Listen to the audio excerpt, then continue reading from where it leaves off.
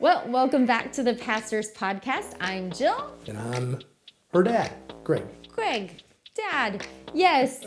Welcome back. Today we're going to talk about an interesting subject, but before that, I'm getting better at this. I know he wants to talk about other things first now. So he has something that he wants to talk about today. So we're going to find out what that is. So I don't have dreams very often. Whoa. But I had a dream last night. It was a little fearful. And Call those nightmares. maybe that's what it is, but I've said before, it's not every animal with an S. I mean, but snakes and sharks I'm kind of really afraid of.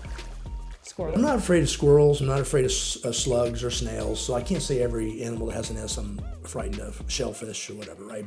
But snakes and sharks. Woo. Now, snakes are the worst. And so last night, I woke up, so towards the morning, I guess, it's towards the morning. So I had this dream about a snake. I was with Evie, granddaughter, her daughter, and we were reading a book, hanging out, and all of a sudden, sitting on the ground, and all of a sudden, my back was against the wall, and I felt something going around my back, and all of a sudden, through my armpit, the snake stuck the head out towards Evie, and I grabbed it, because I'm a good papa.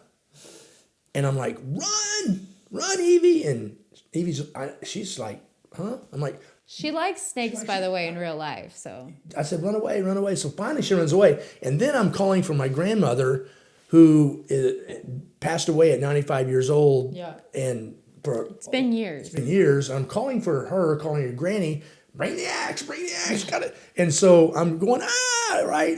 And nobody's coming. So I start to stand up and the snake starts to wrap around my body. And all of a sudden, and the tongue's coming out. And I woke up and decided I can't go back to sleep now. So I don't like snakes. I have killed several snakes because we live by a creek in Branson, Missouri. And those snakes on a hot day would crawl up against the foundation of the house. And I'd be mowing and all of a sudden the snake would be spit out. One time the snake got into a hole with a pot I turned upside down of a planter and I picked it up and there's a snake. And, and then in Arizona there was a snake in the drain and I washed it out and there's a snake. And so I've chopped up a lot of snakes, but it doesn't mean I like them or I want to be around them. So it's a little fearful. So. Hey, I remember one snake. I don't like snakes either, by the way. But there was this one snake when we lived behind the ballpark in Ozark where it was big black snake. And we had this sledgehammer. I don't know why I remember this, but I remember this sledgehammer, or it was the axe, one of the two. Either way, It was an axe. It was an axe. Okay, yeah. He held it up above the deck. Wait, this is a tall deck. This is like a second story deck.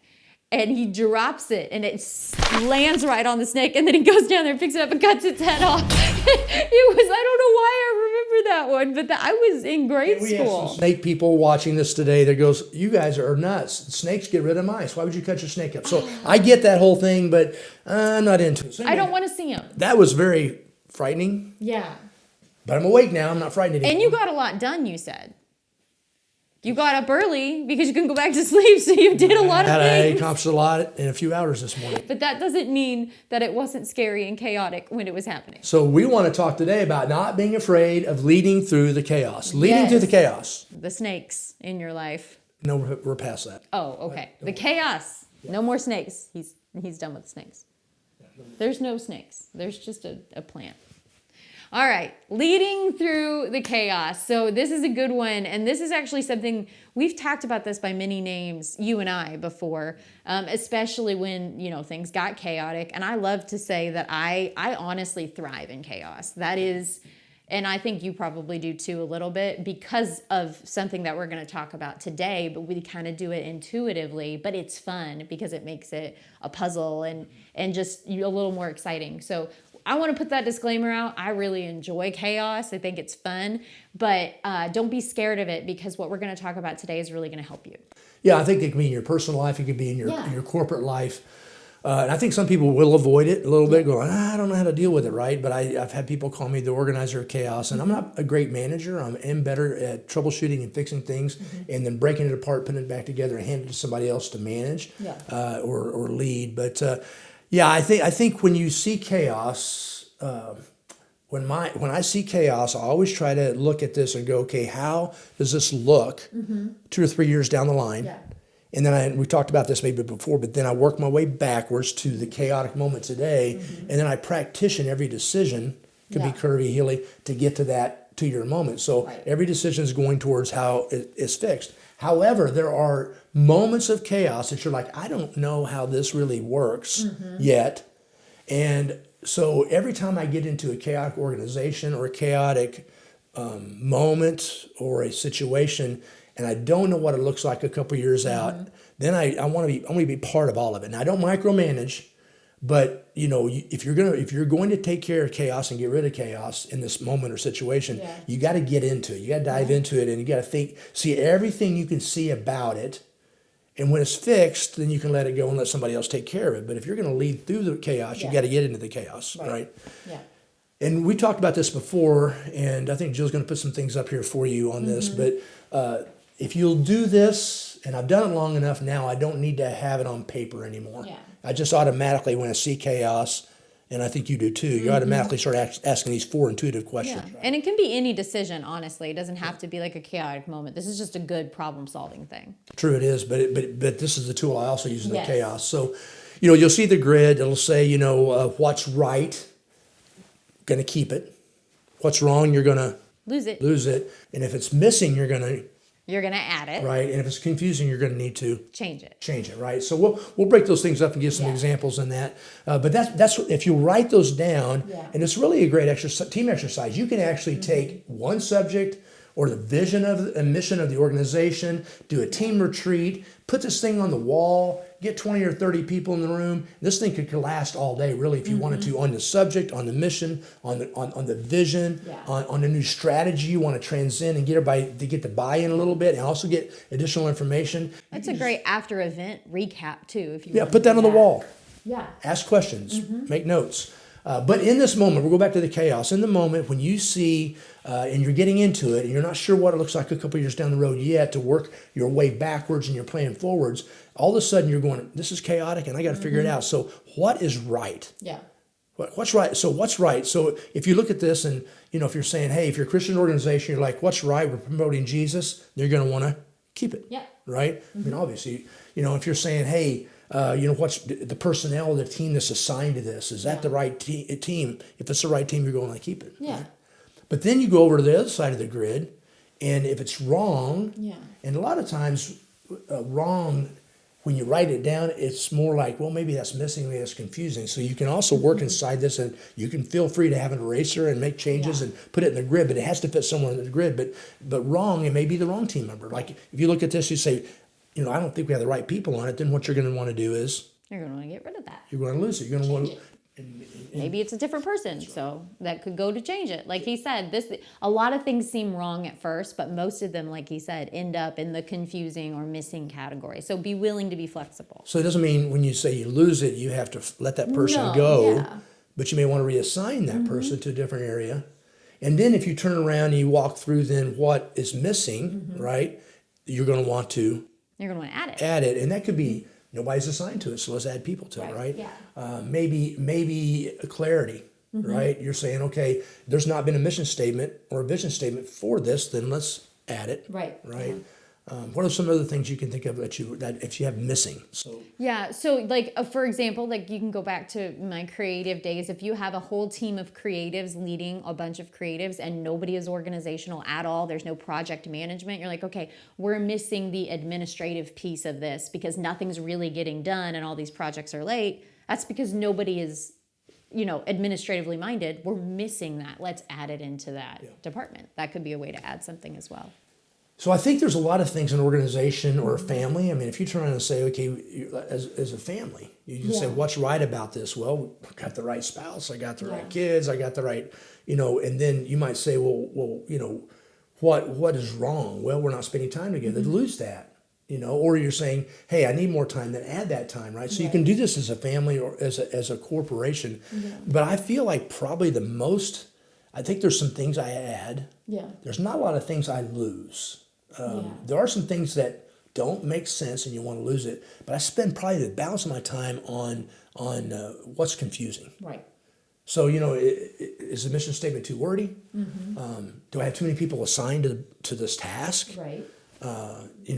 Is it part of my product line? Does it really meet the customer's demands and consumer demands? I mean, is the labeling right? Does it take 5 steps to do something that should be taking 3 because we haven't really reevaluated the process? Like, that's something that could be confusing. And then you're going to want to change that, Yeah. right? So you spend a lot of time on that change part a little bit. Yeah. I walked through an exercise the other day. I think it's really good. I'm leading a task force in my company, or part of the leadership. And what I would do is I would draw this circle, and I'd write the word mission, and then line underneath it, and put the word outcomes, and that's your circle. And then I would draw a circle around all of that, and I'd put some things on the outside of this circle. So these are the things that we're doing currently in this initiative, or in this strategy, or in this work thing that you have, and you go around and you got to. And this is hard because you might have someone that's been there 20 years and they've done it the same way, and they really like what's being done, and it worked 20 years ago, and it may work even 5 years ago, but you see it starting not to work. And if you take that thing, that X on the outside, and you draw an arrow to say, does it match my mission, new mission, clarified mission, and does it meet the outcomes I want for my new clientele, my new future? And if the answer is no, if it doesn't make sense to your consumers, if it doesn't meet your new outcomes, if it doesn't match the vision or the adjusted mission of your organization, you gotta say, I can't do this. Well, and it might even make sense and work in the time where you're doing this exercise, but you see the goal 5 years from now, and in 5 years that's not going to work. Yeah. So there might need to be some changes made, even though they're like, but it's working, why would we change it? Well, in 5 years it's not going to work. And so if we want to have this discussion in 5 years, and we're now behind. Yeah. So this is a good way to make sure you stay in front of what's coming at you too, and avoid future chaos. If you're a business leader, you've read the book Good to Great, right? So we say the enemy of great is good. Yeah. So you have to ask the questions, the things that may have been great at one time, have they become good? Yeah. And they're causing you to spend a lot of time and effort on good, which then doesn't leave you time to do the great things that, in my case, our case, God's called us to do. Right. Or your business needs to transcend to the profit margins and to the future value that you want to have as an equity owner or investment owner, to be able to sell that place, or to be able to add partners into it, or be able to diverse your stock or whatever it is. So you're going to want to make sure that the things you're doing around that circle, right, still make sense to the mission and the outcomes. And then to go back to your grid, is it confusing to the buyer or the consumer? If it is, then you got to change it. You got to bring clarity to it. Right? And that's a really good thing to do in business on a regular basis, quarterly, even on initiatives or on your total vision. Are we still meeting these? Because it's like when Apple tried to make like the music, and they had like their music portion, and they lost a lot of stores because now their interests were divided, and it was no longer about the coffee. Now it was about my music producing and some coffee, and then we're adding. They lost a lot on that because they lost their mission, they lost their vision. So you can do it in a corporate world. So if you're about to add something, do this exercise. Does it fit the mission and the goal, or does it take my attention away from what we can be great at? And now we're going to be good at it. Yeah, I think what you said is really good. It's not a static activity, it's a rolling activity. So we'll talk about this another time maybe, but on money, in the organizations where you're working with millions of dollars, you want a rolling budget, not a static budget. So what that means is every month you're looking at a B2A. B2A, so budget to actual, right? So what's your B2A, budget to actual? What's your budget to actually what you're forecasting it to be, that actually is happening? And so you're rolling it. So what happens is then your budget, even though you've got a budget at the beginning of the year that you need to stay to, you're rolling it because you're saying, okay, I spent a little more money in this area. Yeah. But then I'm taking money where I'm not spending, and I'm going to roll it into this area. And then you kind of continue to change these things around. So at the end of the year, you have a really actual budget. Same thing in this process. I don't think you have to do this every month on the same activity, but Jill's right. It might be good to do a checkup. Maybe it's quarterly and maybe it's semi-annually, but I think for the organization, it certainly could be a couple times a year. But maybe on the activity as a follow-up, as accountability, you can follow up with that and you go back and see if your grid 9 days later matches what you decided to do. Yeah, that's good. And I think it's interesting, as like you said, as you kind of get along with this, you don't really have to write these things out anymore.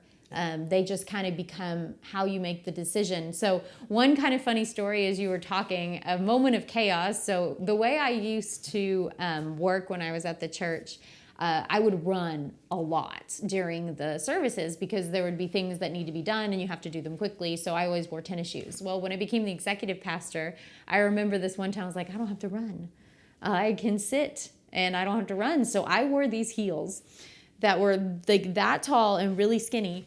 And I sat behind him on a Wednesday night because that's where I sat with a microphone to be able to communicate with the team in case anything was needed. And all of a sudden, he's about to walk up and speak, and I'm worshiping, and he turns around and he goes, I don't have my microphone. I said, I'm sorry, what? He goes, I don't have my mic. And he wore a little wraparound head mic, and I said, okay, what do you want to do? And he just looked at me. You never do this, but you just looked at me. And I said, he is about to finish this song and you need to decide, do you want me to go get your microphone or are you going to use a handheld? Now, this all happened in a matter of like 10 seconds. But I guarantee you, so what was going on in my head was, okay, he likes to speak with just his Bible in his hand. If he has a microphone and his Bible, he's not going to be able to do that where his notes are. He's not going to be able to do this. He's going to be hitting it. He's going to be fumbling. He's going to be thinking about that and not the way he's been speaking. So I need to be able to get his mic. However, the song's about to end, so he needs to tell me what I need to do. And here's why I told you about the shoes. And I've got to run to do it. And these shoes are not runnable. So I need to have a decision right now. So I'm thinking in my mind, what's good about this situation? Okay, he noticed it before he walked up there. What's missing is his microphone and we need to get it. What's confusing? What do you want to do? But all these things are already going through my head. So he finally said, yeah, I need it. I said, okay. I told the people at the talk, I said, listen, we need to keep going on this song for a minute. I took off running, couldn't make it, took my shoes off, threw them by the camera stand, ran in, got your mic, came back, and it was all okay. And nobody really knew the difference. But that was like a quick, funny, hey, that all went on in my head. I don't know what's going on in your head. Probably some of the same things about your Bible and the microphone. No, I just was worshiping because I knew she's going to bring my mic back in a few minutes. I'm good to go. No, that's the thing. Though we talked about that too. You put the right people around you and you don't worry about it. I need my mic. Great. Okay, I'll go get that for you. I think that's a great point, though. That's an example of Jill not having the years of experience that I have with that grid, but she's able then to put that into her spirit now. So she actually doesn't have to carry a notepad around and go, let's do the grid. She does it for a team, does it for an exercise. Maybe back in the office, you can actually do it so you can get some quiet time and see, if you're a visual person, see it. But when you walk into a chaotic situation, you automatically go, that's right, I'm going to keep it. Yep. That looks like that's wrong. I might need to lose that. Boy, that's missing. I know that needs to be added. And I am a little bit confused, so this is going to have to be changed. And you do it as a broad stroke, and then you just back off, take a deep breath. I pray about it, you pray about it, but then what you take a deep breath, and then you get the right people in the room, and you solve it. And you do it with, I think you make another good point too. I've told you before, try not to run. Yeah. Right? Because when people see you run, then the people see the chaos and they're wondering, what's wrong? Is there a fire? Do I got to get my kids? I mean, what's somebody hurt? And so I think it's also not only handling the chaos, it's also portraying calmness in the chaos, right? Yeah. Slow your speech down a little bit. Say it's going to be okay, because it always is. It's always, the best is yet to come, so it's always going to work out. And and say we can versus we can't. And you start saying the glass is half full versus half empty, because all those things are biblically for us true. And the Lord's in it, He's before it, and He's going to make a way when there seems to be no way. So we serve a God that we're equally yoked to, that He's leading, we're following, but we're walking stride, step in step, learning from Him and about Him. And so we know that it's all going to be good, because if He's for us, who can be against us, right? And greater is He that's in us than he that's in the world, the enemy. And so for us, it's really a chance to display confidence and calmness, because we are not by ourselves in this situation.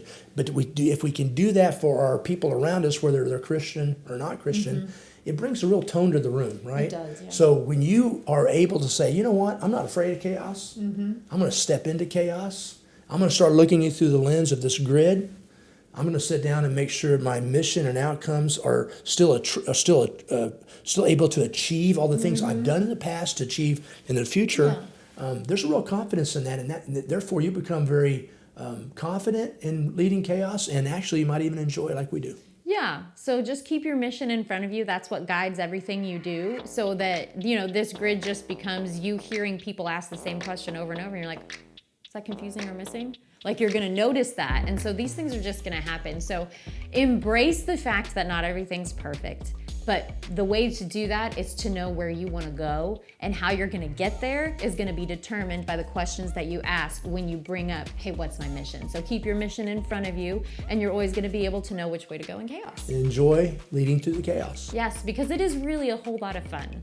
So make sure you guys are subscribing and turning on those notifications. We love having these conversations just to be able to hopefully help your leadership, help you grow, and in this one, really make you confident to be able to lead through times that might be really difficult for some people.